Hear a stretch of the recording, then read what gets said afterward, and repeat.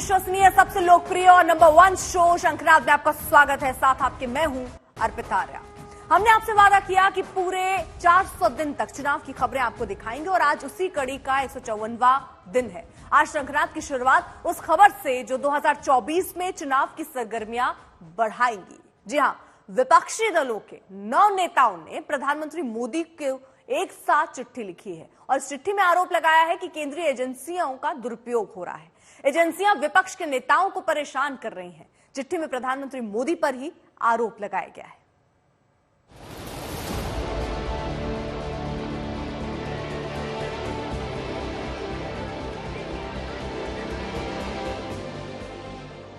केंद्रीय एजेंसियों के दुरुपयोग का जो आरोप विपक्षी दल केंद्र सरकार पर लगाते रहे, सीबीआई, ईडी जैसी एजेंसियों की तमाम कार्रवाई को साजिश बताते रहे।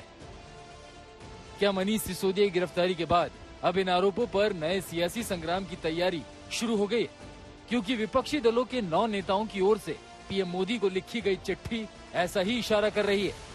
जिन नेताओं ने पीएम मोदी को चिट्ठी लिखी है उनमें है पश्चिम बंगाल की मुख्यमंत्री ममता बनर्जी, दिल्ली के सीएम अरविंद केजरीवाल, पंजाब के मुख्यमंत्री भगवंत मान, तेलंगाना के सीएम चंद्रशेखर राव, समाजवादी पार्टी के प्रमुख अखिलेश यादव, बिहार के deputy CM Tejashwi Yadav, NCP chief Sharad Pawar, Maharashtra के पूर्व सीएम उद्धव ठाकरे और जम्मू कश्मीर के पूर्व सीएम फारूक अब्दुल्ला शामिल हैं।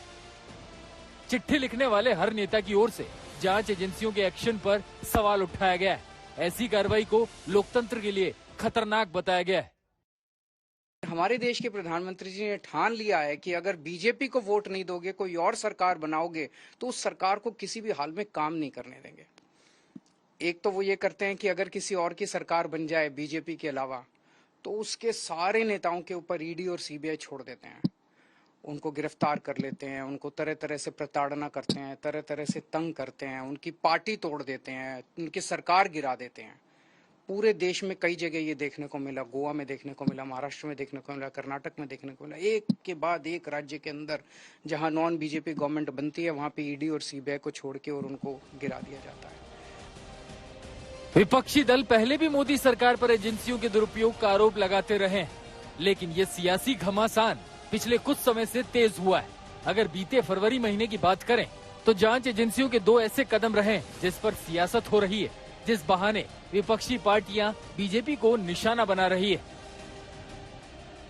20 फरवरी को ईडी ने कोयला लेवी घोटाले में छत्तीसगढ़ में कांग्रेसी नेताओं के ठिकानों पर छापा मारा। इसके बाद 26 फरवरी को शराब नीति घोटाले में मनीष सिसोदिया की गिरफ्तारी हुई। अब पीएम मोदी की चिट्ठी लिखने वाले विपक्षी दल एकजुट होकर आवाज उठाने की बात कह रहे हैं। त्याच्यावरती शिवसेनेची सुद्धा सही आहे आणि काल कपिल सिब्बल यांनी सुद्धा एक उपक्रम त्या बाबतीत सुरू केलेला आहे। या देशामध्ये केंद्रीय तपास यंत्रणांचा गैरवापर करून राजकीय विरोधकांना सूडबुद्धीने टार्गेट केलं जात आहे आणि त्या संदर्भात सगळ्या विरोधी पक्षांनी एकत्र येऊन आवाज उठवावा। उधर विपक्षी दलों की चिट्ठी वाले विरोध पर बीजेपी सवाल उठा रही है। भ्रष्टाचार जैसे मुद्दों पर इन दलों की वैचारिक सांठगांठ बता रही है। इन एजेंसीज की कार्यशैली हमने बहुत करीब से देखी है। अब इन एजेंसीज की स्वायत्ता रही नहीं, ये पराधीन है। और पराधीन भी क्या कहूं, ये केंद्र की सत्ता के अधीन है। केंद्र की सत्ता के अधीन अगर संस्थाएं हों और विपक्ष के नेताओं पर, विपक्ष के दलों पर ही 24 घंटे 7 दिन काम करना उनका एजेंडा हो, तो स्वाभाविक रूप से चिंता बहुत होती है। उनके द्वारा आज एक ऐसी पार्टी के पक्ष में कहा गया है जिसका राजनीति में प्रादुर्भाव ही उन लोगों पर भ्रष्टाचार के आरोप के साथ हुआ था, और यह वही पार्टी है जो कहती थी कि भ्रष्टाचार के आरोप लगते ही त्यागपत्र दे देना चाहिए, जांच बाद में होना चाहिए। वो आज कहते हैं कि जांच भी नहीं होनी चाहिए। आपका चरित्र दागदार तब भी था, दागदार अब भी है। केवल उस दाग से देश के लोकतंत्र को मुक्त करने के प्रयास के विरुद्ध आप हाहाकार करते हैं।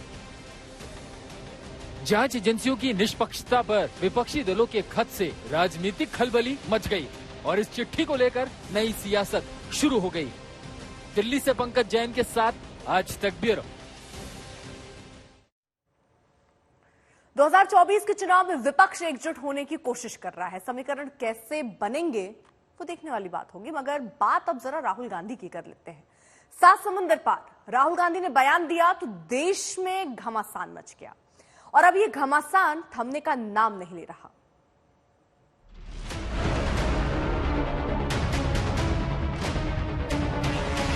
The BJP like to twist what I say. That's fine, and the media likes to sort of play it out. Don't condemn the country from foreign soil. Rahul Gandhi ji Ganga नहीं देख पाए और हिंदुस्तान एक राष्ट्र है ये वो मानते नहीं हैं।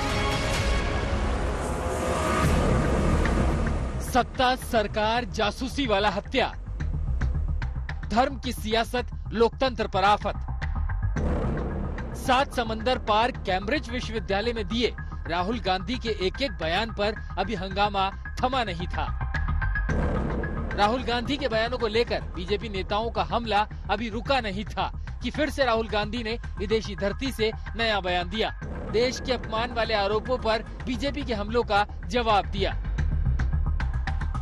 Last time we called the Prime Minister going abroad and announcing that there's been nothing done in 60 years of independence, 70 years of independence.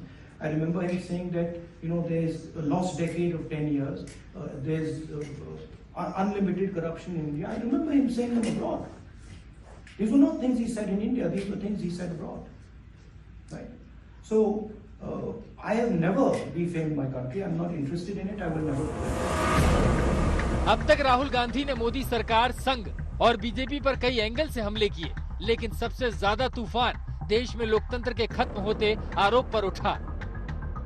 BJP सवाल कर रही है कि क्या राहुल गांधी को देश की संवैधानिक संस्थाओं पर विश्वास नहीं है? क्या ये बार बार विदेशी धरती पर भारत को बदनाम करने की साजिश नहीं है? देश जाकर भारत का अपमान करें, सामान्यतः ये राजनीतिक शिष्टाचार नहीं है। You don't condemn the country from a foreign soil. Rahul Gandhi जब जब जाते हैं तो यही करते हैं और चीन को सद्भावना का प्रतीक बताते हैं। पेगासिस फोन में नहीं है, राहुल गांधी के दिमाग में है। कांग्रेस के डीएनए में घुस गया पेगासिस। मुझे तरस आता है इनकी बुद्धि पर। ये विदेश की धरती पे जाके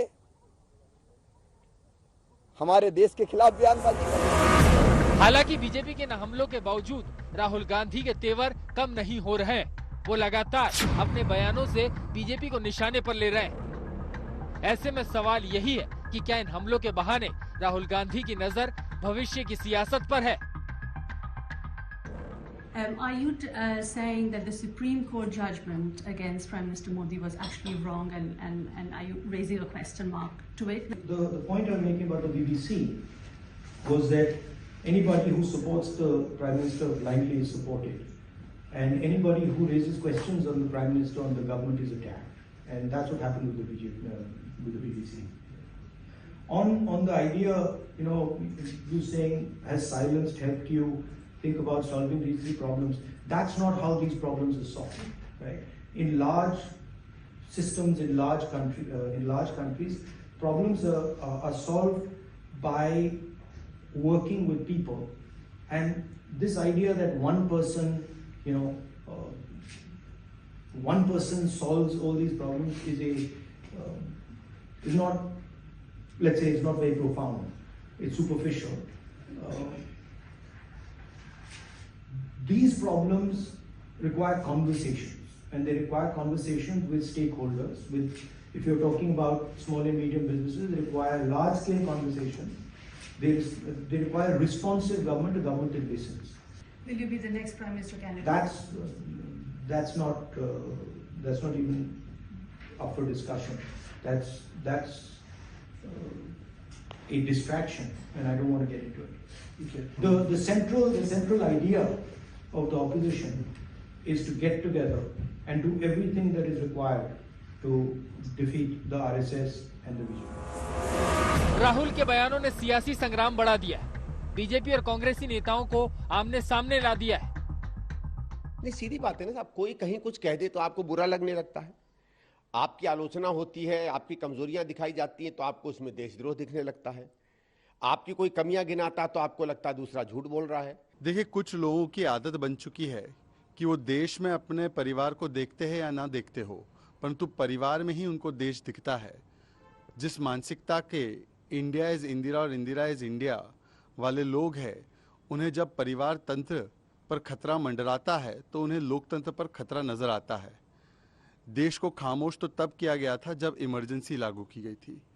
किशोर कुमार से लेकर किस प्रकार से जिन्होंने भी इमरजेंसी का विरोध किया गया था, उस समय पर लोगों के द्वारा उनको खामोश कराने का काम मीडिया से लेकर सुप्रीम कोर्ट को किस प्रकार से किया गया था, ये उन लोगों को पता होना चाहिए। बहरहाल राहुल गांधी के बयानों ने एक बार फिर देश की सियासत को गर्म कर दिया है। बीजेपी एक एक बयान का पोस्टमार्टम कर रही है, तो वहीं कांग्रेस पार्टी पूरी तरह से राहुल गांधी के बचाव में उतर गई है। आज तक ब्यूरो। उधर आज मध्य प्रदेश के मुख्यमंत्री शिवराज सिंह चौहान का जन्मदिन है और इस मौके पर मुख्यमंत्री ने लाडली बहना योजना की शुरुआत की। इस योजना के तहत शिवराज सरकार प्रदेश की बहनों को हर महीने 1000 रुपए देगी। हर महीने की 10 तारीख को बहनों के खाते में लाडली बहना योजना की राशि आ जाएगी। विवाहिता, विधवा, तलाकशुदा और परित्यागिता बहनें इसका लाभ ले सकेंगी। शर्त यह है कि परिवार की वार्षिक आय 2.5 लाख रुपए से अधिक नहीं होनी चाहिए। ग्राम पंचायत, वार्ड, आंगनवाड़ी केंद्रों में शिविर लगाकर योजना के आवेदन पत्र भरे जाएंगे। 5 मार्च 2023 से योजना की शुरुआत हो रही है। 30 अप्रैल 2023 तक योजना के लिए आवेदन किया जा सकता है। 31 मई 2023 को योजना के लाभार्थियों की अंतिम सूची जारी होगी और 10 जून 2023 से योजना का लाभ मिलना शुरू हो जाएगा। अरे जोर तक बात बताओ, सब खुश हो कि नहीं? और एक बात और सुनना, कई काम और किए, जैसे दारू के दुकान के संग अहाते थे, सारे अहाते बंद, अब कोई दारू का अहाता नहीं रहेगा। बहनों को परेशान करने वाला कोई काम नहीं करने दूंगा। माँ बहन बेटी के साथ अगर कोई ने दुराचार किया तो सीधा फांसी के फंदे पे लटकाया जाएगा। बताओ तुम्हारा भैया अच्छा है कि नहीं? और भारतीय जनता पार्टी की सरकार अच्छी है कि नहीं? तो आज मुझे बताओ, सब हमारे साथ रहोगी? सब मिलकर साथ काम करेंगे? भैया का भी साथ दोगी? तो आइए अपने अपने स्थान पर खड़े होके हम सब भी संकल्प करें कि इस अच्छी योजना का हम सब लाभ उठाएंगे। सरकार की योजनाओं का हम लाभ उठाएंगे और भैया के साथ जाएंगे, चलेंगे, मिलके सब काम करेंगे और अपनी जिंदगी बदलेंगे। बोलिए सब तैयार हो? तो पीछे तक जहां तक मेरी बहनें खड़ी है, मेरे साथ जाने के पहले संकल्प लेगी कि भैया तुमने जिंदगी बदलने का अभियान शुरू किया है, हम भी तुम्हारे साथ भारतीय जनता पार्टी की सरकार के साथ चलेंगे ताकि ये सरकार बनी रहे और बहनों के काम करती रहे, मध्य प्रदेश को आगे बढ़ाती रहे। बोलो सब तैयार हो? उधर शुक्रवार को आजमगढ़ पहुंचे समाजवादी पार्टी के अध्यक्ष अखिलेश यादव ने साल 2024 के लोकसभा चुनाव को लेकर एक बड़ा ऐलान किया। अखिलेश यादव ने कहा कि समाजवादी पार्टी और गठबंधन सीटें लड़ेगा और जीतेगा। लोकसभा चुनाव को लेकर अखिलेश यादव के दावे का बीजेपी ने जवाब दिया। समाजवादी पार्टी और गठबंधन मिलकर के 80 की 80 सीटें लड़ेगा। अभी भारतीय जनता पार्टी ने जो हार देखी है, मैनपुरी में जो हार हुई है, वो अभी तक आकलन नहीं कर पाए कि इतना बुरा क्यों हारे। और बुरा इसलिए हारे कि महंगाई का इनके पास जवाब नहीं है, बेरोजगारी का जवाब इनके पास नहीं है, किसान की आय दोगुनी का जवाब नहीं है, और जो सुविधाएं जनता को मिलनी चाहिए, चाहे स्वास्थ्य की हो चाहे अन्य विभाग की, वो कोई सेवा नहीं दे पा रही है। 80 की 80 सीटों पर लड़ेंगे, 80 की 80 सीटों पर हारेंगे, 80 की 80 सीटों पर कमल और कमल का गठबंधन जीतेगा। प्रदेश की जनता अच्छी तरह जानती है कि समाजवादी पार्टी से सभी विपक्षी दल एक एक करके गठबंधन के साथ भी उतर चुके हैं और अलग भी चुनाव लड़ चुके हैं। 2014 से लेकर 2022 तक कई चुनाव में भारतीय जनता पार्टी ने गहरी शिकस्त इन्हें दी है। 2024 के लोकसभा चुनाव में माननीय प्रधानमंत्री नरेंद्र मोदी जी के नेतृत्व में पुनः सरकार बनेगी और प्रदेश की 2014 का जो रिकॉर्ड है हम दोहराएंगे और प्रचंड बहुमत की सरकार बनेगी। उधर जयपुर में पुलवामा के शहीदों की वीरांगनाओं के साथ जयपुर पुलिस ने बदसलूकी की है। वीरांगनाएं अपनी मांग को लेकर विरोध प्रदर्शन कर रही थी और ये वीरांगनाएं ज्ञापन देने के लिए सीएम आवास तक जाना चाहती थी, मगर रास्ते में पुलिस ने इन्हें रोक लिया और आरोप यह कि पुलिस ने इनके साथ बदसलूकी की।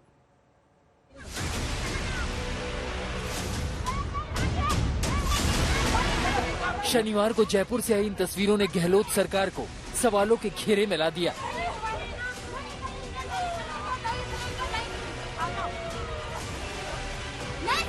पुलिस के इस रवैये ने विपक्ष को गहलोत सरकार पर हमले का मौका दे दिया, क्योंकि बीच सड़क पुलिस जिन महिलाओं से बदसलूकी कर रही है, जबरन जिन महिलाओं को गाड़ियों में डाल रही है, वो महिलाएं पुलवामा में शहीद जवानों की वीरांगनाएं जो अपनी मांगों को लेकर धरने पर बैठी थी।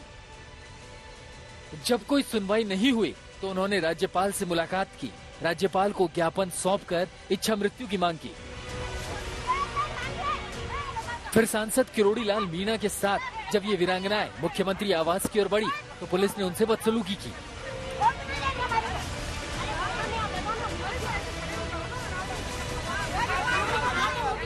मुख्यमंत्री जी से मिलने गए थे तो हमारे को पुलिस वाले ने ऐसा व्यवहार किया कि हम बता नहीं सकते। इतनी मार पीट की हमारे पति बॉर्डर पे शहीद हुए थे, हमारे दुख को लेकर वहाँ गए थे। अब बीजेपी इस मुद्दे को जोर शोर से उठा रही है। वीरांगनाओं के अपमान को लेकर गहलोत सरकार को निशाना बना रही है।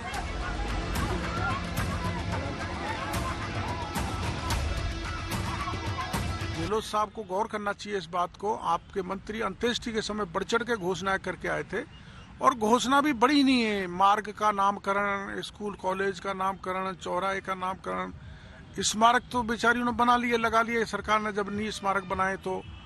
और परिजनों को नौकरी, छोटी छोटी स्कूल, एक के तो 250 मीटर की सड़क है। ऐसी मांगे कोई बड़ी मांग नहीं है, लेकिन मुख्यमंत्री बिल्कुल संवेदन शून्य हो गए। वहीं कांग्रेस बीजेपी की ओर से लगाए जा रहे आरोपों को गलत बता रही है। शहीदों के परिवार वालों के नाम पर सियासत को लेकर सवाल उठा रही है। बीजेपी शासित राज्यों से अच्छा पैकेज शहीदों के लिए हमने दिया है। आप बताइए, पैकेज पूरा मिल गया सबको, जो सहायता सरकार से मिलनी चाहिए वो मिल गई। फिर भी कोई बात है तो बताए। कभी भी शहीदों का सम्मान बीजेपी कांग्रेस में नहीं बढ़ता। सच्चाई से राजनीति करनी चाहिए। डॉक्टर साहब का मैं बहुत सम्मान करता हूं, लेकिन राजस्थान का पैकेज तो हिंदुस्तान में सबसे अच्छा है शहीदों के लिए। यूपी वालों से पूछो, एमपी वालों से पूछो, हरियाणा वालों से पूछो, बीजेपी तो करती कुछ नहीं है, सिर्फ माहौल बनाती है। इन तस्वीरों के सामने आने के बाद सूबे में सियासी लड़ाई छिड़ी हुई है। बीजेपी गहलोत सरकार पर हमला बोल रही है। इन तस्वीरों को कांग्रेस सरकार पर हमले का हथियार बना रही है। दूसरी तरफ पुलवामा में जो हमारे वीर शहीद हुए हैं, उनके परिवारजनों के साथ जो अभद्रता वाला व्यवहार किया गया है, पहले उनको दिए गए वादे पूरे नहीं किए जाते हैं और जब वो अपने वादे को पूरा करवाने के लिए मुख्यमंत्री से समय मांगते हैं तो उनके साथ धक्का मुक्की, अभद्रता, वीरांगनाओं के साथ उनकी साड़ी को खींचना, उनसे दुर्व्यवहार करने का काम किया जाता है और वो भी गहलोत जी के इशारे पर। ये कांग्रेस की मानसिकता दिखाता है। बीजेपी का आरोप है कि गहलोत सरकार ने शहीदों के परिवार वालों से किए वादे पूरे नहीं किए और अब उनके परिवार वालों से पुलिस बदसलूकी कर रही है। इन्हीं आरोपों पर राजस्थान की सियासत में जबरदस्त तनातनी है। जयपुर से शरद कुमार के साथ आज तक ब्यूरो।